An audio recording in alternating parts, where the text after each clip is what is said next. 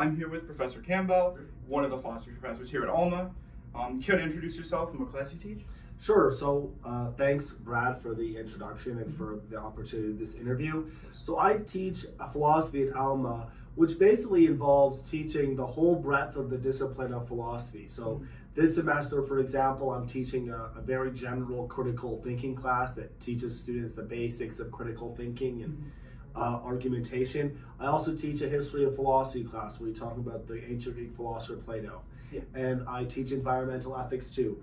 Next semester, I'm very, very excited to be teaching a class on Asian philosophy, which includes Buddhism, Confucianism, and Taoism, as well as an ethics of social media class and an ethics of medicine class.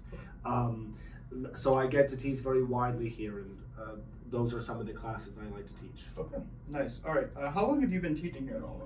I think that I'm now officially in my third month, so not very long at all. Right. Just recently, it became awkward to continue to use weeks, so now we're in another month phase. Yeah, I get you. You're fairly new, so I figured it would be nice to have you on because you have a bunch of new experiences. Okay, a little bit off topic in terms of Alma, but what made you want to be a teacher, and why did you choose to teach philosophy in particular? Well, philosophy was the only thing that I've ever been really, really, really, truly passionate about.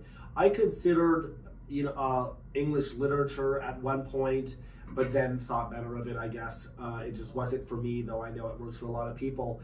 But there was never anything else that I really was passionate about. When I was in undergrad, virtually every single class I took was in philosophy. Yeah. I did not have the same experience that Alma students have, which is such a very well-rounded education. Mine was the opposite of well-rounded. It was very pointy. It was pointed towards philosophy. As for why being a teacher in particular, honestly, it was to share the things I was passionate about, and I really enjoy getting a chance to talk to students. I enjoy the energy that comes from classroom discussions, and they meant a lot to me, so I'd like to give back to students too. Yeah, of course. That's great. Honestly, I do think Alma, the fact that it's a liberal arts college, does a very good job of kind of providing everybody with that well-rounded education. So I agree with you on that 100%. Okay. What brought you to Alma, and where are you originally from? So I'm originally from Montreal in Canada, and then I moved to Toronto, Canada when I was about 21 or so for my master's degree, and I stayed there for my PhD, and then I worked at the University of Toronto for 3 years after my doctoral program ended. So I came to Alma from Toronto, and from Montreal, but indirectly because I'd gone through Toronto first. And those are the only two places that I ever lived. I came to Alma 100% for the job. I had no idea that Alma even existed before I saw the job ad, and I had never visited Michigan or the Midwest at all until the job interview. Yeah. So, came here 100% for the job, and that's been the attraction throughout. Yeah, I definitely see your point on Alma. I didn't even know it existed until I went to a college fair one day. I was like, oh, this seems really nice. It's small town, kind of smack dab in the middle of Michigan. Sounds great. Middle of Michigan. You could have said the middle of nowhere, but no. Both. Yeah. All right. How has your experience been being so far from where you originally lived? Honestly, I can't say I've been homesick at all yet. I mean, it's only been this has only been just barely wrapped up 2 months here. Yeah. But I can't say any homesickness so far, mostly because I've been so busy trying to find my footing here. I suspect that once I get settled in a little bit more, I will lose the sort of thrill that comes from the novelty of a place, and homesickness will probably kick in. It does make a big difference, and when I was deciding whether to accept this job offer, I was, of course, thought a lot about how far I would be from home. But to be honest with you, I could leave at breakfast and be home in Montreal by dinner. I could, it's about 10 hours if you don't stop, but invariably you'll stop with a drive that long. So you're looking more like 11, 12 hours, something like that. And so it's a very doable drive. In fact, I did that drive when I came here. And then if I wanted to go see friends in Toronto, I'm really not very far away at all. So I think that from that point of view, it has been, I think I've avoided the homesickness simply because of the busyness, and also I'm not that far from home. the last point, which is very far from an afterthought, is that people in Alma have been so welcoming and kind to me. Yeah. I have some really great students in my philosophy classes who are also very kind to me too. And so, I mean, there's nothing that I could complain about from that point of view. Yeah, I fully get what you mean. You kind of like at the start, it is kind of like almost like a honeymoon phase. Yeah, That's exactly. from my experience. Yeah. Where it's like, oh, there's so much for me to do, there's so much nuance, and then it's like, okay, well, I kind of miss home a little bit. When the unending darkness of February rolls around, maybe the honeymoon will be over by February. Yeah, 100%. Okay.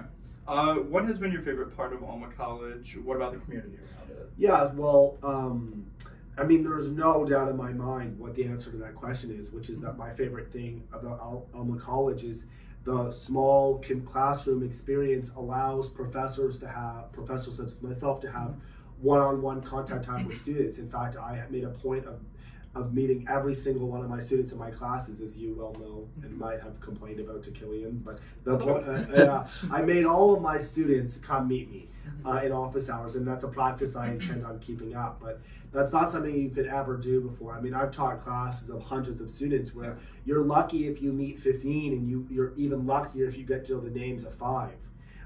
Now, of course, I knew everyone's names within the first week and got to actually have conversations with each and every one of my students.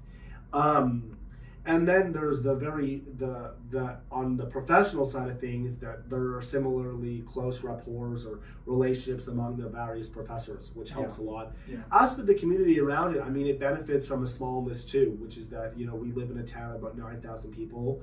You know, it's so rewarding to go to small businesses and meet the owners and have strike up conversations and relationships, and maybe even one day friendships with a lot of these people. Yeah, that's something I've heard kind of echoed by like most people Yeah. who we've interviewed so far. I think it's a big selling point for the college in general, and even just like moving into the town in general. Yeah. All right. Are you a part of the Alma community in any way, like volunteering or anything like that?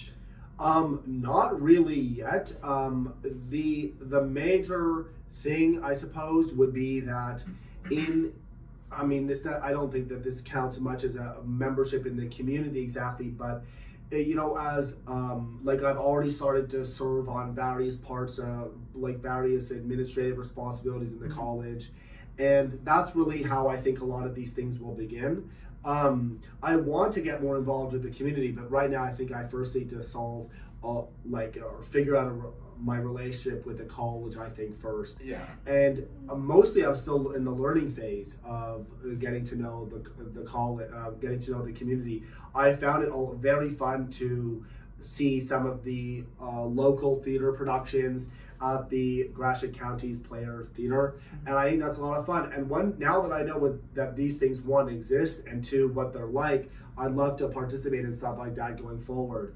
But as it stands, I think I'm too new to say I'm truly involved in any meaningful sense. Yeah, I fully get that. One thing we have discovered so far, and this is like somewhat related, is there seems to be like almost a rift between the college and the community.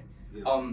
I think as time has gone on, there's been just like, it's been harder and harder for the community and the college kind of communicate with each other. Like, we were interviewing Nick Lux at Blockhouse, like, I want to say like a month ago, and he was talking about how he has all these events that are going on that just nobody in the college knows about at all, just because there's just like actually like no communication between them at all. So I fully understand. Like, honestly, like I sympathize with you there. There's a lot of stuff going on in the college itself. Sometimes it's hard, like with work and whatnot, to actually be able to go out into the community and do stuff like that. I mean, and to be honest with you, I still haven't even frequented most of the businesses in the town. Yeah. I've only frequented a few of them. And so I'm still at the stage where I'm trying to familiarize myself with a lot of these things. But I agree with your initial impression, even though I don't have that much time yet to back it up. But I agree with your initial impression that there might be a rift there, there might be an opportunity, and with every rift like that, there's a lot of opportunity, and it would be nice to see some of these opportunities seized. Yeah, I feel like there is quite a bit they could do. One big thing I thought of is like maybe more updated social media page. I've heard talks of a like Facebook page, but again, nobody in our generation, or honestly, like I'd even bargain the generation before us, really uses Facebook that much. Yeah. So even if they were to post updates, Yeah. like I mean, another compromise that might you might get in my opinion, the widest sort of attention is simply through having posters in the campus. You could even imagine a wall that is somewhere like in SAC, and maybe another one in Dow for people whose offices are there, a wall that's just like a community wall, like a poster board or something like that. Yeah. And you say, okay, community related events are going to be advertised here, so if anyone wants to figure that out, they can go check that out. That's very funny because I had that exact same thought too. I was like, they could make a nice board and just put all the community stuff on it. That way there is just one centralized spot for all this community related stuff. Yeah. All right. Getting towards the end here, do you know of any way students can get involved in the community? Any like interesting events you've noticed? I mean, it would the only one that I've noticed, and I'm sure that there are many students who are involved with it already, would be something like participating in maybe one of the theater productions that are in town. Yeah. That I think is a good one. Probably a natural one that's occurred to a lot of students before, since I've seen plays in the town and I've then seen the actors and actresses walking around the campus. I assume that this is already a thing that's done, and it wouldn't surprise me if there are more people behind the scenes who are involved both on the campus and then also involved behind the scenes at the theater too. So that I might not even recognize them, but they're there. Yeah, I don't fault you there. I mean, you're relatively new. Honestly, like I don't even know most of this stuff, even though I spent a good time in the community. All right, well, let's get to a bit of a more fun question before we close out here. If you could live in any time period, which one would you choose and why? So, what are the limits here? Like, could I choose the future? Sure. Okay, well, I like the future because I have a feeling like that there will be more advances in cool technology and in medical research and so on, because those are some of the hardest things to accept about the past. Mm-hmm. Since I've dedicated my adult life to studying the ancient world, it would be natural for me to say move to the ancient world, but I mean, I have a feeling like I'd get cut and then die without antibiotics, or dental problems would be the absolute worst, I think. I would love to visit for a day. I would also love to visit for like an hour of the time of dinosaurs, like the Jurassic period or Cretaceous period. I think that those would be really, really cool. But I mean, to live anywhere other than the present, I think is a major gamble. So I have to go with the future, I think. But I'd love to visit for virtually any period in history. I fully understand what you mean there. It would suck to go to like the Dark Ages and get like a cut on your finger, and they're like, okay, gotta take the whole arm off. Yeah. And then you're not. The chances of surviving a surgery like that are dramatically reduced without antibiotics. And I don't know what the anesthesia situation is, but I doubt it's any good. They probably just knock you out. Yeah. I mean, that might be preferable to the alternative. All right, well, I mean, that's pretty much all I got. Thank you for agreeing to do an interview. Yeah, well, thank you very much, Brad, and thank you, Killian. It's nice to have this opportunity, guys. Awesome, thank you. Thank you.